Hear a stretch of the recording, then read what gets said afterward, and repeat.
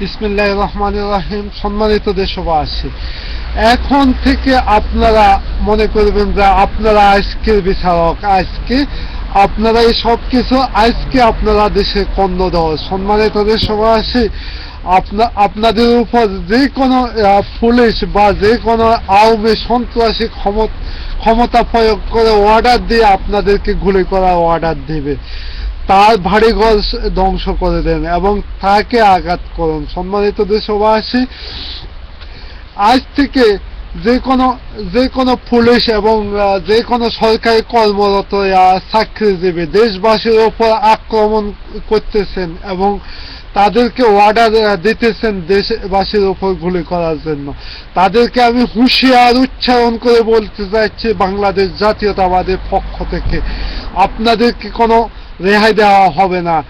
একটা লোক যদি খুন হয় আপনাদের অর্ডারে, কিন্তু ওই খুনের দায়িত্ব নিয়ে আপনাকে বহন করতে হবে এবং আপনাকে ফাঁসির কাঠ গড়ে দাঁড়াতে হবে।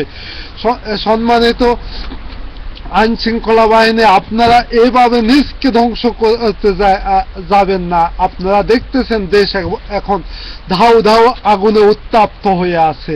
দেশে মানব যে কোনো মুহূর্তে আপনাদেরকে কামড় দেবে। সম্মানিত আইন শৃঙ্খলা বাহিনী, আপনাদেরকে আমরা অপমান করতে চাইছি না, কিন্তু আপনারা আপনাদের সম্মান নিয়ে থাকুন। আপনারা যদি দেশবাসীকে যদি হয়রানি বা কোনো দেশবাসীকে যদি আপনারা হয়রানি করেন, তাহলে আপনাদেরকে যে অ্যারেস্ট করবেন একটা বাংলাদেশের নাগরিককে, এই মুহূর্তে আপনাদেরকে 50,000 টাকা সর্বনিম্ন দণ্ডমান দিতে হবে আজ থেকে।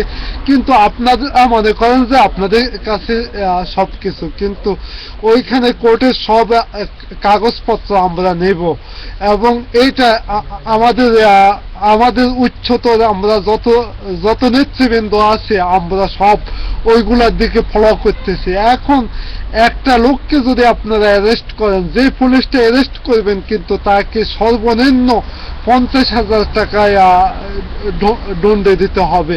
আপনার বাড়ি লুট করে হইল এটা সরকার সিজ করে নেবে। সম্মানিত আইন শৃঙ্খলা বাহিনী, আপনারা কিন্তু আওয়ামী সন্ত্রাসী দালাল হয়ে অনেক কিছু করছেন, দেশের মাটিতে অনেক ধ্বংস করছেন, কিন্তু আর আমরা ধ্বংস চাই না, আমরা দেশ গড়তে চাই।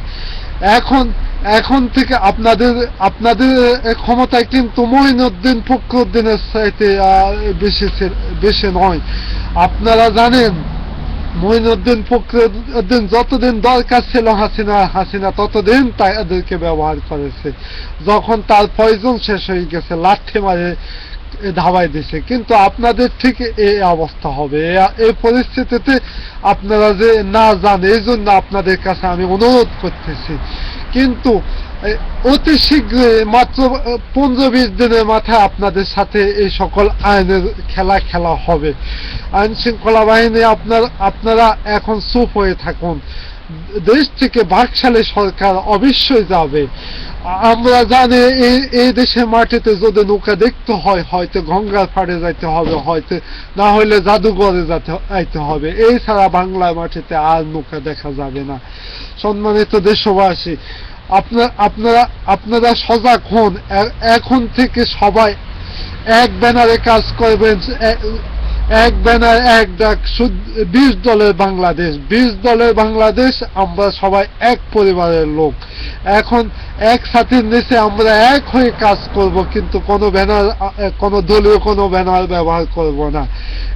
এখন আমাদের মূল লক্ষ্য উদ্দেশ্য দেশ থেকে হায়ানা সরকারকে হটানোর জন্য। আজকে আমার নেতা তারেক রহমানের কোনো কথা আজকে মিডিয়াতে এবং কোনো ইউটিউবে পর্যন্ত প্রচার হচ্ছে না, কারণ যোগ্য লোকের যোগ্য কথা যদি প্রচার হয়, তাহলে বাংলার বাকশালী সরকার থাকতো যায় 24 ঘন্টা 24 মিনিট বাংলার মাটিতে টিকে থাকতে পারবে না।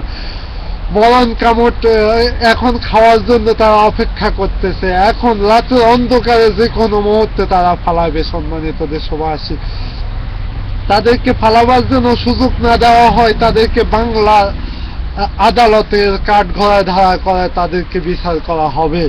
এই প্রতীক্ষায় আমি আছি। সম্মানিত দেশবাসী, এই নিয়ে আজকের মতো বিদায় নিচ্ছি। খালেদা জিয়া জিন্দাবাদ, তারেক রহমান জিন্দাবাদ। বাংলা জামাতে ইসলাম জিন্দাবাদ, বাংলাদেশের জনগণ জিন্দাবাদ, শহীদ জিয়া অমর হোক, খোদা হাফেজ।